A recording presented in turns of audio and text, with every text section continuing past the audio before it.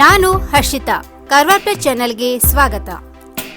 ಆಳ ಸಮುದ್ರದಲ್ಲಿ ಮೀನು ಸಿಗದೆ ಖಾಲಿ ಕೈಯಲ್ಲಿ ಮರಳಿದ ಕಡಲ ಮಕ್ಕಳು. ಮೀನುಗಾರಿಕೆಯ ಮೊದಲ ದಿನವೇ ಭಾರೀ ನಿರಾಸೆ. ಕಾರವಾರ. ಮೀನುಗಾರಿಕೆಯ ಈ ಋತುವಿನ ಮೊದಲ ದಿನವೇ ಮೀನುಗಾರರಿಗೆ ಭಾರೀ ನಿರಾಸೆಯಾಗಿದೆ. ಕಾರವಾರದಿಂದ ಆಳ ಸಮುದ್ರಕ್ಕೆ ಹೋಗಿದ್ದ ಸಣ್ಣ ದೋಣಿಗಳು ಡೀಸೆಲ್ ಖರ್ಚಿಗೆ ಅಗತ್ಯವಾದಷ್ಟು ಮೀನು ಸಿಗದೆ ವಾಪಸ್ಸಾಗಿವೆ. ನಗರದ ಬೈತ್ಕೋಲ್ ಮೀನುಗಾರಿಕಾ ಬಂದರಿನಿಂದ ಶನಿವಾರ ಬೆಳಿಗ್ಗೆಯೇ ಸುಮಾರು 50 ದೋಣಿಗಳು ಮೀನುಗಾರಿಕೆಗೆ ತೆರಳಿದ್ದವು.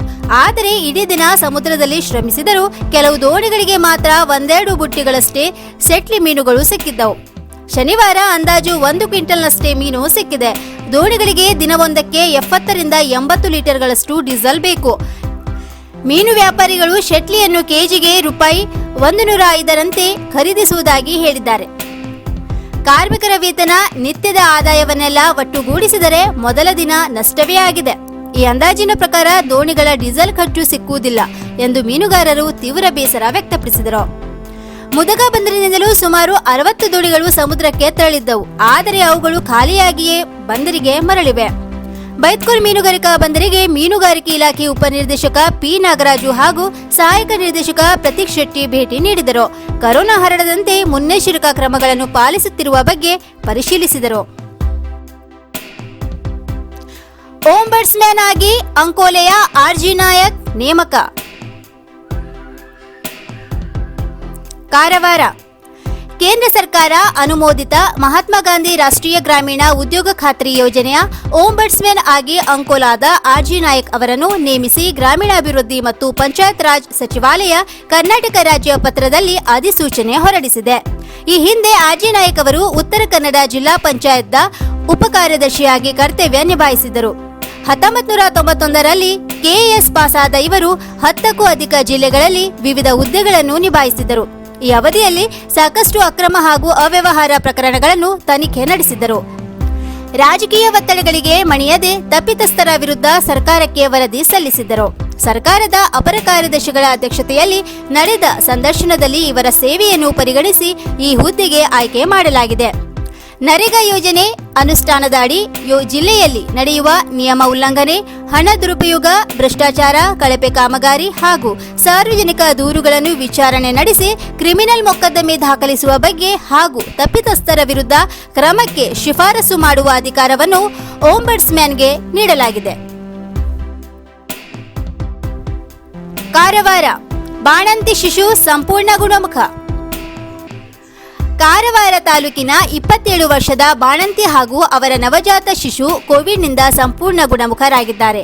ಗರ್ಭಿಣಿಯಾಗಿದ್ದಾಗ ಅವರಿಗೆ ಸೋಂಕು ಕಾಣಿಸಿಕೊಂಡಿತ್ತು. ಬಳಿಕ ಕಾರವಾರದ ವೈದ್ಯಕೀಯ ವಿಜ್ಞಾನಗಳ ಸಂಸ್ಥೆಯ ಕೋವಿಡ್ ವಾರ್ಡ್ಗೆ ದಾಖಲಿಸಿ ವೈದ್ಯರು ಜುಲೈ 25ರಂದು ಶಸ್ತ್ರಚಿಕಿತ್ಸೆಯ ಮೂಲಕ ಹೆರಿಗೆ ಮಾಡಿಸಿ ಚಿಕಿತ್ಸೆ ಮುಂದುವರಿಸಿದ್ದರು. ಇಬ್ಬರ ಗಂಟಲು ದ್ರವದ ಪರೀಕ್ಷೆಯು ಕೋವಿಡ್ಗೆ ನೆಗೆಟಿವ್ ಬಂದಿರುವ ಕಾರಣ ಶನಿವಾರ ಆಸ್ಪತ್ರೆಯಿಂದ ಬಿಡುಗಡೆ ಮಾಡಲಾಯಿತು. ದುಸ್ಥಿತಿಯಲ್ಲಿ ಮುಂಡಗಾರ ಸೇತುವೆ. ಶಿರಸಿ. 16 ಗ್ರಾಮಗಳಿಗೆ ಸಂಪರ್ಕ ಸಾಧನವಾಗಿರುವ ತಾಲೂಕಿನ ರಾಗಿಹೊಸಳ್ಳಿ ಮುಂಡಗಾರ ಮಾರ್ಗದ ಸೇತುವೆ ಶಿಥಿಲಗೊಂಡಿದೆ. ತಡೆಗೋಡೆಯೂ ಇಲ್ಲದ ಈ ಸೇತುವೆ ಮೇಲಿನ ಸಂಚಾರ ಮಳೆಗಾಲದಲ್ಲಿ ಜನರಿಗೆ ಅಪಾಯಕಾರಿಯಾಗಿ ಪರಿಣಮಿಸಿದೆ. ತೀರಾ ಕುಗ್ರಾಮವಾದ ರಾಗಿಹೊಸಳ್ಳಿ ಮುಂಡಗಾರ ಗ್ರಾಮ ಸಂಪರ್ಕಿಸುವ ಮಾರ್ಗ ಮಧ್ಯೆ ಈ ಸೇತುವೆ ಇದೆ. ಹಲವು ದಶಕಗಳ ಹಿಂದೆ ಮುಂಡಗಾರ ಹೊಳೆಗೆ ನಿರ್ಮಿಸಿದ್ದ ಈ ಸೇತುವೆ ಶಿಥಿಲಗೊಂಡಿದೆ. ಆಗಿನಿಂದಲೇ ಸ್ಥಳೀಯರು ಹೊಳೆಗೆ ದೊಡ್ಡ ಸೇತುವೆ ನಿರ್ಮಿಸಿಕೊಡುವಂತೆ ಜನಪ್ರತಿನಿಧಿಗಳ ಮುಂದೆ ಅಹವಾಲು ಸಲ್ಲಿಸುತ್ತಲೇ ಬಂದಿದ್ದಾರೆ. ಆದರೆ ಈವರೆಗೂ ಬೇಡಿಕೆ ಈಡೇರದೇ ಇರುವುದು ಅಸಮಾಧಾನಕ್ಕೆ ಕಾರಣವಾಗುತ್ತಿದೆ. ಆದರೆ ಇದೀಗ ಸೇತುವೆ ಮತ್ತಷ್ಟು ಶಿಥಿಲವಾಗಿದ್ದು ಗ್ರಾಮಸ್ಥರಲ್ಲಿ ಆತಂಕ ಸೃಷ್ಟಿಸಿದೆ. ರಾಗಿಹೊಸಳಿಯಿಂದ ಮುಂಡಗಾರ, ಬೆಣ್ಗಾವ, ದೇವನಹಳ್ಳಿ, ಮತ್ತಿಘಟ್ಟ, ಪ್ರಸಿದ್ಧ ಪ್ರವಾಸಿ ತಾಣಯಾಣ ಮುಂತಾದ ಊರುಗಳಿಗೆ ತೆರಳಲು ಹೆಚ್ಚಿನ ಜನ ಇದೇ ಮಾರ್ಗವನ್ನು ಅನುಸರಿಸುತ್ತಾರೆ. ಅದರಲ್ಲೂ ಬೆಣ್ಗಾವ ಗ್ರಾಮದಲ್ಲಿ 60-70 ಕುಟುಂಬಗಳು ವಾಸಿಸುತ್ತವೆ. ಈ ಭಾಗದಲ್ಲಿ ಹೆಚ್ಚಾಗಿ ಕೂಲಿ ಕಾರ್ಮಿಕರೇ ನೆಲೆಸಿದ್ದಾರೆ. ಜೀರ್ಣಾವಸ್ಥೆ ತಲುಪಿರುವ ಸೇತುವೆ ಮೇಲೆ ಮಳೆಗಾಲದಲ್ಲಿ ಸಂಚರಿಸಲು ಜನರು ಭಯಗೊಳ್ಳುತ್ತಿದ್ದಾರೆ. ಸೇತುವೆಯ ಕಂಬಗಳ ಅಡಿಪಾಯದಲ್ಲಿ ಶಿಥಿಲತೆ ಗೋಚರವಾಗುತ್ತಿದೆ. ಸ್ಲ್ಯಾಬ್ಗಳು ಅಜೀರ್ಣಗೊಂಡಿವೆ. ಹೀಗಿರುವಾಗ ಕಳೆದ ಬಾರಿಯಂತೆ ಈ ಬಾರಿಯೂ ಅತಿಯಾದ ಮಳೆಯಾಗಿ ಹೊಳೆ ತುಂಬಿ ಹರಿದರೆ ಸೇತುವೆ ಕೊಚ್ಚಿ ಹೋಗುವ ಆತಂಕ ಮೂಡಿದೆ. ಹೀಗಾಗಿ ಸಂಬಂಧಿಸಿದ ಇಲಾಖೆಗಳು ಇನ್ನಾದರೂ ಎಚ್ಚೆತ್ತುಕೊಂಡು ಈ ಹಳ್ಳಿಗಳ ಸಂಪರ್ಕಕ್ಕೆ ದೊಡ್ಡ ಸೇತುವೆ ನಿರ್ಮಾಣಕ್ಕೆ ಪೂರಕ ಕ್ರಮ ಕೈಗೊಳ್ಳಬೇಕು ಎಂದು ಗ್ರಾಮಸ್ಥರು ಒತ್ತಾಯಿಸುತ್ತಾರೆ. ಉತ್ತರ ಕನ್ನಡ ಜಿಲ್ಲೆಯಲ್ಲಿ ಬಕ್ರೀದ್ ಆಚರಣೆ.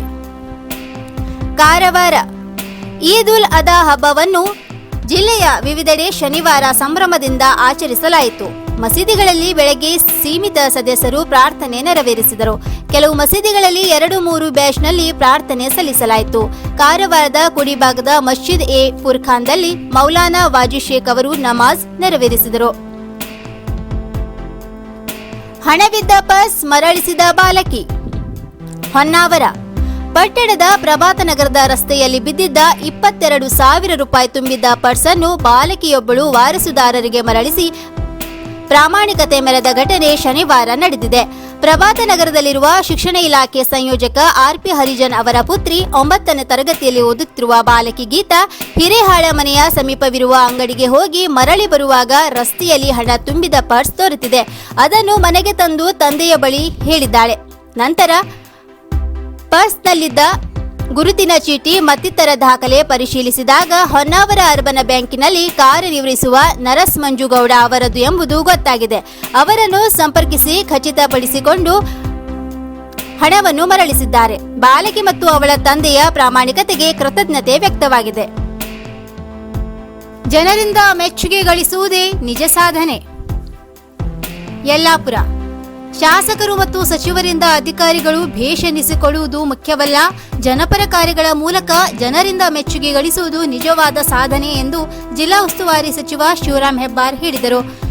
ಕಂದಾಯ ಇಲಾಖೆಯಲ್ಲಿ 40 ವರ್ಷ ಸೇವೆ ಸಲ್ಲಿಸಿ ನಿವೃತ್ತರಾದ ತಹಶೀಲ್ದಾರ್ ಡಿಜಿ ಹೆಗ್ಡೆ ಅವರಿಗೆ ಕನ್ನಡ ಸಾಹಿತ್ಯ ಭವನದಲ್ಲಿ ತಾಲೂಕು ಕನ್ನಡ ಸಾಹಿತ್ಯ ಪರಿಷತ್ ವತಿಯಿಂದ ಹಮ್ಮಿಕೊಂಡಿದ್ದ ಬೀಳ್ಕೊಡುಗೆ ಹಾಗೂ ಸನ್ಮಾನ ಕಾರ್ಯಕ್ರಮದಲ್ಲಿ ಅವರು ಮಾತನಾಡಿದರು. ಅಧಿಕಾರಿ ಯಾವುದೇ ರಾಜಕೀಯ ಪಕ್ಷಗಳ ಕೈಗೊಂಬೆಯಾಗಬಾರದು, ಜಾತಿಯ ವಾಸನೆಯಿಂದ ದೂರವಿರಬೇಕು. ಈ 2 ವಿಷಯಗಳನ್ನು ಪಾಲಿಸದೆ ಹೋದರೆ ಜನಸೇವೆ ಮಾಡುವ ಅರ್ಹತೆ ಅವನಿಗಿರುವುದಿಲ್ಲ. ಡಿಜಿ ಹೆಗ್ಡೆ ಅವರು ಉತ್ತಮ ಕಾರ್ಯಗಳ ಮೂಲಕ ಜನಮೆಚ್ಚಿದ ಅಧಿಕಾರಿ ಎನಿಸಿದ್ದಾರೆ ಎಂದರು.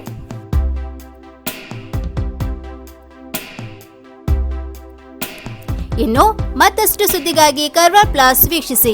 ನೀವು ಯೂಟ್ಯೂಬ್ ಅಲ್ಲಿ ನೋಡ್ತಿದ್ದೀರಿ, ಸಬ್ಸ್ಕ್ರೈಬ್ ಮಾಡಿ, ಬೆಲ್ ಐಕಾನ್ ಕ್ಲಿಕ್ ಮಾಡಿ. ಫೇಸ್ಬುಕ್ ಪೇಜ್ ಅಲ್ಲಿ ನೋಡ್ತಿದ್ದೀರಿ, ಫಾಲೋ ಮಾಡಿ. ಧನ್ಯವಾದಗಳು.